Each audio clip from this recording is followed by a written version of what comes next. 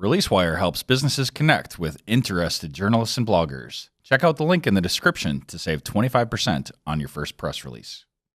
Admiral, radar shows that we have liberals approaching at 3 o'clock, and libertarians at 9 o'clock, and conservatives at 6 o'clock. They're coming from every angle, every viewpoint. Oh, it's Political Radar with your hosts, Rhonda and Elliot. Hey, all you political junkies. Welcome to Political Radar, the best 30 minutes of unscripted, uncensored political talk you will hear all day. Episode number 29. And we have Regional Field Coordinator for Planned Parenthood, Koby Schellenger. I murdered it. Schellenger, yeah. Schellenger. Close Sorry. enough. Koby Schellenger is with us today in the studio. Thanks so much for coming on. I'm really excited about this episode because we're going to talk some more about sex and sex education and what's not happening. Excellent. Well, thank you for having me. Elliot, what do you think about that? I'm going to stay silent on the matter. On the sex education. Okay, so we have ongoing conversations about this happening all the time because, you know, we have an interesting state situation when it comes to abstinence, sex education, and currently, the teachings of supposedly marriage. That's also part of the situation, which I think is always interesting for government, that doesn't want, government in marriage, but they actually literally legislated it into sex education in public schools. And I don't know if a lot of people know about that. Yeah, we used to have something called the Healthy Youth Act in Wisconsin that required that if we're going to teach sex ed in schools, we're going to do it in a medically accurate, comprehensive way. And following the governor taking over in 2010, they quickly eliminated the Healthy Youth Act and allowed each school district to choose what curriculum they want. So one of the things that the Healthy Youth Act ensured was that we weren't going to have an abstinence-only education. And so now we're back to a situation where if a local school district chooses to do abstinence-only education, they can do that. And I think that's a slippery slope because, we're not doing abstinence only. But really, if you look at the curriculum, it's really the focus. There's very little conversation happening about protection, as far as like contraception and, and not necessarily just pregnancy we're trying to avoid. We're trying to avoid diseases that can actually kill you, the HPV virus. So this is set locally? Yeah, each school district has the opportunity to select what curriculum they want to use for sex ed. And that's exactly what the Green Bay Public School District did, is that they went through and they have a curriculum. I've been talking with their curriculum director, Mike Freeze, and he's basically been showing me how this all works out. And basically, how do you want to say this? There's sex education happening, right? I mean, it's like just kind of like out there, but it's not really happening because abstinence is the focus. Marriage is also the focus, which is interesting because I'm not really sure what that has to do with sex education. So you are working with Planned Parenthood around the state of Wisconsin. Yeah, Northeast Wisconsin, yep. And what are you, knowing that this is what's happening throughout the state and that each school district can actually get in there and decide what they want to do with it or what they don't want to do with it. You're helping schools that are, I guess, less than helping in the sex education department. They're following the law, but they're not necessarily really helping the students. What are you doing for them? Yeah, so there's some places in the state that that turn to Planned Parenthood and say, how can Planned Parenthood help us provide the sex ed that we know our students need? So we have an education department that works under a brand called Embody, and they really look at sexuality education as a lifelong process, right? And so we know that these are things like start with puberty, right? At a young age, we're going to do that in our fourth or fifth grade students, and we're going to move on with reproductive anatomy. We're going to talk. We like to talk about healthy relationships, what goes into that. Thinking about sex as more than just a physical act, but thinking about sexuality a little more broadly. We look at contraception, as you said, protection, and STDs. You're right. There are STDs out there that can kill you. There are STDs that can make your life pretty rough. So think about that. So in school right now, in the Green Bay Public School District, the focus really is not even on that at all. It's more about, just don't be a human being and don't want to have sex, and you'll be fine.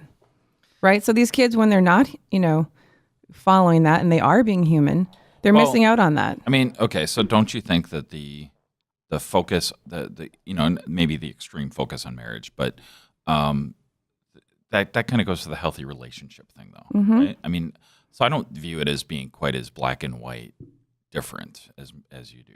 Well, actually, but that's not what's happening though in the Green Bay Public Schools. What he's talking about is what he's doing on top of what is actually happening out in Wisconsin. He's in areas, and he's actually, Planned Parenthood is actually out there adding to what's there, because what's there right now, they're not talking about any of that. So they're, to some degree, you could argue that they're putting children's lives at risk. Yeah, I think one of the things that our education focuses us on is learning about the values that each individual has around sexuality. We know that there's a range of values that people have, and we want to be respectful of all those values. I think what it sounds like to me we're seeing at the Green Bay School District is one value set being forced upon everybody, and that's where we get these judgments about marriage or living together before marriage that aren't very expansive, that aren't very inclusive of the realities that our students are seeing in their family lives. Well, especially because these children are coming from families at times where that is the reality, and so they're, to some degree, you're asking these kids to look at their own family and shame their family. Because it's not nuclear. It's not like the atypical family that's out there. Okay. I'm being devil's advocate a little bit, but how is that different from talking about abuse situations and then saying, maybe there's abuse situations in your family? How is that shaming not similar? Are they talking about that in school? About abuse? Sure they are. Yeah. In the curriculum, though, of sex education? I don't know specifically that it's in this curriculum, but they talk about it at school, right? I mean, they're bad touching and all that stuff. Well, like sexual abuse? Yes, or any abuse. So, if there's any sort of issue at home, that's a shaming thing. The same as saying, well, oh, my parents aren't married. I don't know if I would equate sexual abuse, though, with parents that are divorced. I'm not sure about that. No, the shaming part, though. That's all I'm talking about. Like, so, you're kind of like, we're being exclusionary. So I'm just trying to I agree with, with what you're saying about that. But I'm trying to bring in some of the feelings from the other side, maybe. I think, I think it goes back to values. I mean, we're talking, when we're talking to a group of 8th or 9th grade students, and as a society, we're trying to help guide them through what can be a very difficult time. We want to make sure that they have that they can figure out what their values are, and if those values, how those values play into things like abuse or whatever dynamics, family dynamics are present for them. And I think by exploring those values and being respectful of all values, we can around sexuality, we can kind of have maybe a more tolerant, maybe a little bit less shame kind of baked into the whole process. So you mean if you're an actual person that wants to have sex, this is what you should be doing then, versus just don't do it. Yeah, I mean, I think the idea that we're going to say, sex is bad, don't have sex, and have that be the end of the conversation, and have that result in an abstinent society is a far fetched dream. Yeah, it's completely delusional. So you're in schools, districts down in Milwaukee, Madison area. Yeah, we work with teachers, with districts, with the curriculum managers in a variety of districts to just kind of get. Either provide the education directly or help those people who are providing the education to have a little bit more training. What is the protocol? Who do you approach? How does this go? Like what do you have to do? Who do you talk to? Yeah, it depends. It's going to vary by location. Some cases the districts or teachers or curriculum managers are seeking out help. They know that in many cases, young people aren't solely looking to their ninth grade health teacher to be the end all be all resource for sexuality, but they're also, young people are looking to other trusted adults in their lives, and so we'll have opportunities to go work with some of those aunts and uncles or other adult leaders in students' lives, and do sessions that are directly for them that really stress why it's important to have healthy communication. And provide those skills so that when a 14-year-old comes to the math teacher that they have a good relationship with, the math teacher has some skills to communicate with them in a healthy and responsible. And healthy is actually the key word, don't you think? Yeah, absolutely. And communication as well. Yeah. I mean, we don't want to. I don't think it's reasonable for us to say. My experience was like a 4-week class from my football coach in ninth grade, and I don't think it's reasonable to say that in that like 4-week time you're gonna get all the information you need, but instead to say we're gonna take this time to learn about how we talk, learn about how we can be respectful, where we can go for accurate resources. So who do you so literally, like, are you vetting your program through the school board? Do you have to go there first? Where do you have to go? Or you just show up? Are you at schools? Are you off-site? Like, where are you at for what you're offering the community?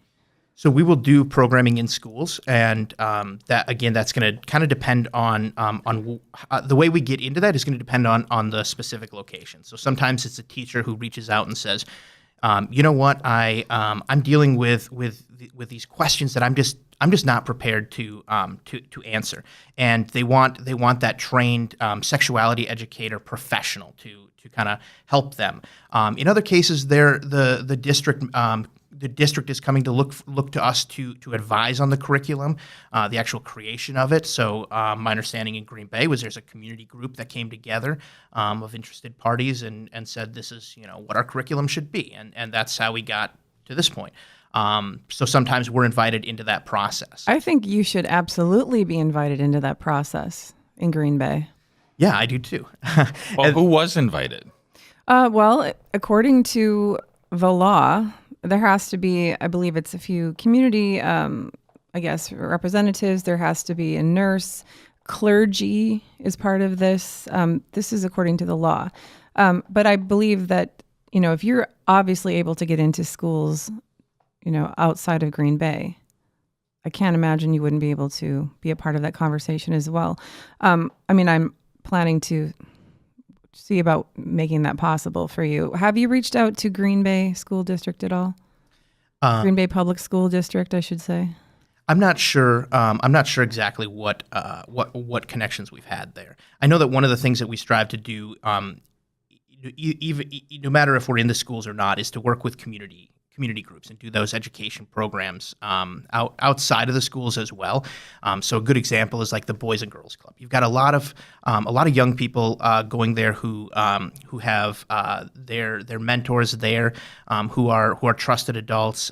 They have their parents are coming to pick them up and whatnot. So we'll actually do sessions at the Boys and Girls Club where we talk to the kids, where we separately talk to those non-parent adult mentors, and then also with the parents. And again, just like building up how are we, what values do we have about sexuality, and working with the parents so that they feel comfortable communicating that, parents have values around sexuality that they want to impart on their students, right? I mean, that's probably why there's a citizen advisory board.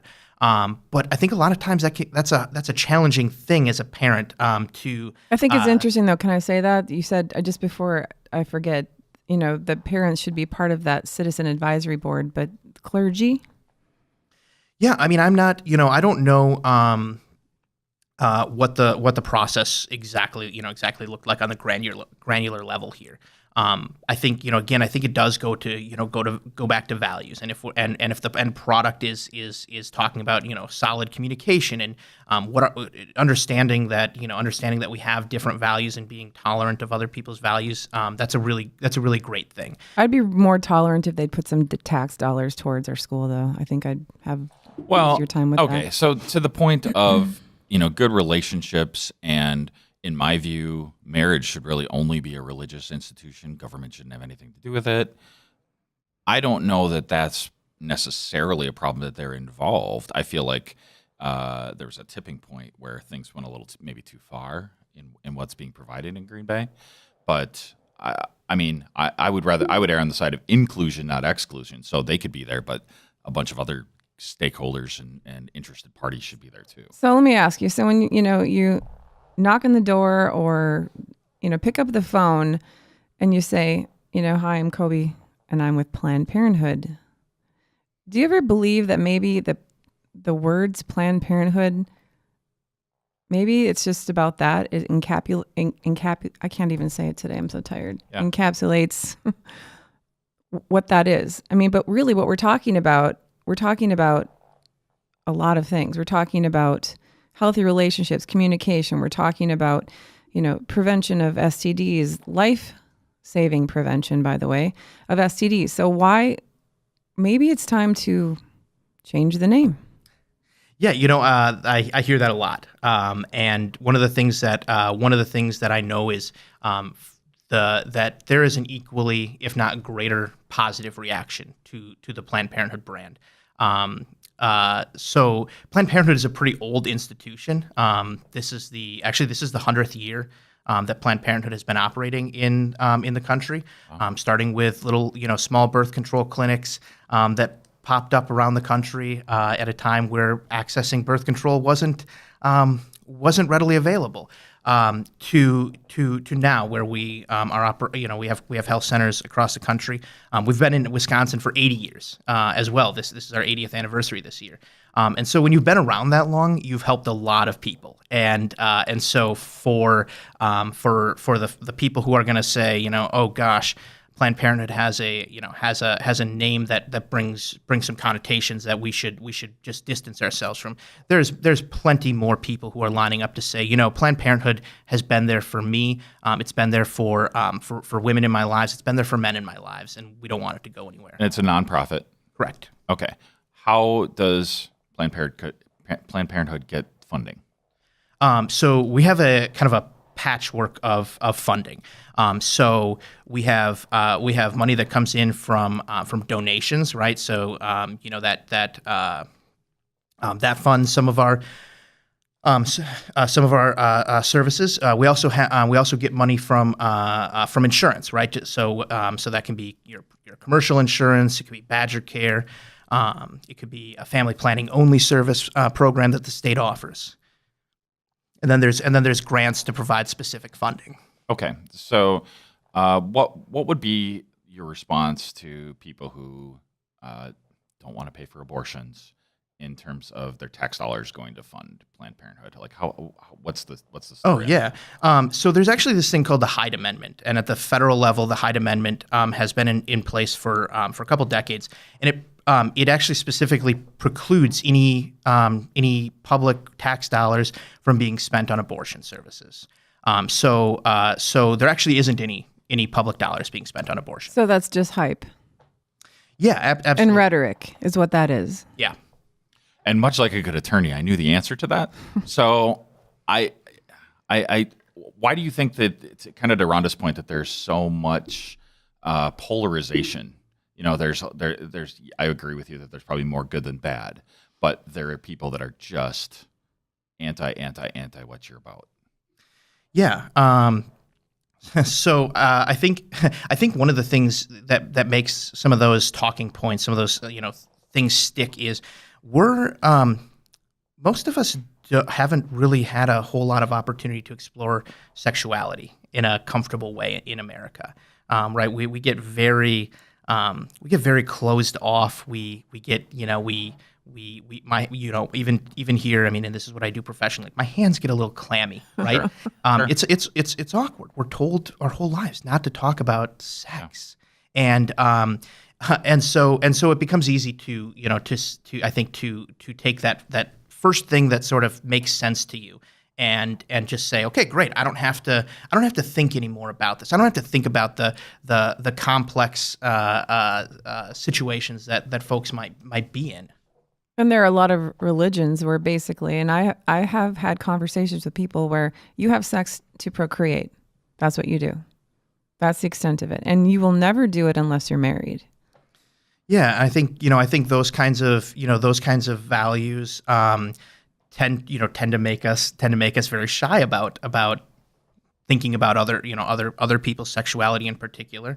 Make us, don't give us the opportunity to really like empathize and put ourselves in the shoes of somebody who has a situation that's different than us. Yeah, it's a little bit strange. I know my dad listens to these podcasts. He's very loyal. So talking about sex is a little awkward. Hi, Dad. But yeah, I think that's something like the communication is a huge piece of that. And I'm very hopeful that we will be able to implement some of this into the Green Bay Public School District. It's obviously desperately needed. I know there are parents out there that are not comfortable discussing sex with their children. I am not one of those parents. I'm already, to some degree, believe it or not, at 10 years old, discussing this because she's asking me. And I'm never going to say, just we'll worry about this later, or, well, just don't do it. There's no way, because we know these are very, these kids out there, there's a lot that they have access to. Things are very sexualized these days. And I love that you're doing that. I think it's a very important community service that you're doing that. I think you will save lives. You will prevent pregnancy. There will be so many things that you will do that the current law is failing at. Yeah, I have a 1-year-old daughter, and I already think about this. When am I going to have to talk about her or talk to her about this? And I also get a little clammy in the hands thinking about how quick that day is going to come, because you're right. Like, this information is out there. It's hard to kind of keep. Pretend like it isn't. I mean, we have more than 3 TV channels, right? So one of the things I also want to highlight too, we have a texting program.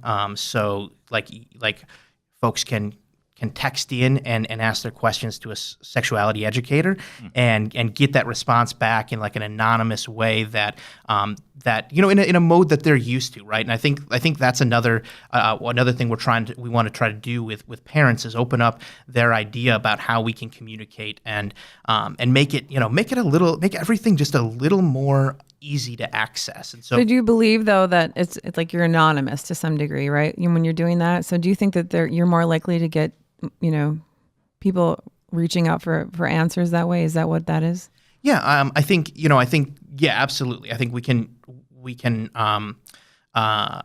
all think of the sort of barriers in our own heads if we were going to ask go into the doctor's office and ask a question about an STD or about our reproductive life. And we can I would think about myself. I'm just picturing myself like staring at my shoes and and not being very comfortable in that. But also I'm like not really big into face-to-face conversation. If I can like text in a question, that's a lot better than having to like vocalize it. So are kids able to do that, or is this just for parents? Yeah, anyone can do that. Yeah. Well, I mean, if they're a kid, they have implicit permission because they can't get a phone until they have a credit card. So really, is that how it goes? Well, I mean, I'm going to use that pretty excuse much now. Pretty much. I mean, I guess they can go to Walmart and get a phone. I don't know. Maybe I'm wrong about that, but I need a credit card to get a phone. This is true. Also, okay, so the focus is really, you're just trying to I guess, add. You're kind of like the sidecar to some degree right now. Do you believe that we will ever be able to bring back what was once there? That was a more inclusive, collaborative, sex education piece of legislation that is there right now. Like, what do you think has to happen to make that actually reality? I absolutely think that it's realistic to go back to a world where we're requiring comprehensive, medically accurate sex ed. So, which was there when? When was this? I believe it was passed in 2008 and repealed in 2011. Okay, so it wasn't that long ago. Right. A very recent past, and really didn't have the time to like get fully into our school districts. It was repealed pretty quickly, but I think what it takes is more folks at the local level, looking through their kids' packet and saying, geez, I don't know that this represents the values that I have, or I think that this is to some degree toxic to healthy relationships, and lifting that up and telling other people who might not be paying as much attention that this is an issue, bringing it up at our local school boards, finding out who's making this curriculum, and first changing it locally, and hopefully the state can hear that message and respond before there's a big problem. And I think that's a really good point. Who's being elected on the school board? I think there are many people that have no idea who that is. Nobody knows. They don't, and they don't even care to find out. And I think, but yet they'd be the first person to look at the packet that came home and be like, oh my God, this is horrendous. Yet they don't know how it got there. So, I'm trying to be balanced, as much as possible on this, to be aware of other viewpoints. So Milwaukee has been well known as being one of the top regions of the country for teenage pregnancy. So, I mean, I think that lawmakers and all of us as citizens, like we want to do something for some of these issues. I don't know. What's your take on that? Milwaukee's actually one of the great success stories we've had in the state. And you're right. A couple of years back, there was just really high rates of teen pregnancy. STD rates were climbing, and so it really took a strong effort from a lot of community partners, the schools, Planned Parenthood, other nonprofits, to all come together and say, we've got this problem and we need to work on it from a lot of different angles. And so that's where we kind of got more of this comprehensive education in the schools, where we started working more outside of the schools and meeting people where they are in their everyday lives. Thinking about just ways that we can work with all the interested parties, parents, teachers, trusted adult friends, that kind of thing, aunts and uncles, to empower open and honest communication, to foster healthy relationships, and get as many touch points as we can to talk about how we can address the issues of teen pregnancy. Yeah. So, and I don't want to put you on the spot. But do you have any numbers on that? Because I know Milwaukee was either first or second in the country. Do you have an idea of where it ranks now, or any kind of numbers? Yeah, I don't have a specific number, but I think it's been about halved, if I recall correctly. The teen pregnancy rate has been about halved in I want to say about a decade. But yeah, I mean, it's been a success story. I think that's the important thing. It's been a success story, and it's been a success because of how many people came together and said, we have to work on this. We can't just say, you know what, this is a squishy topic. I don't want to talk about sex with my nephew.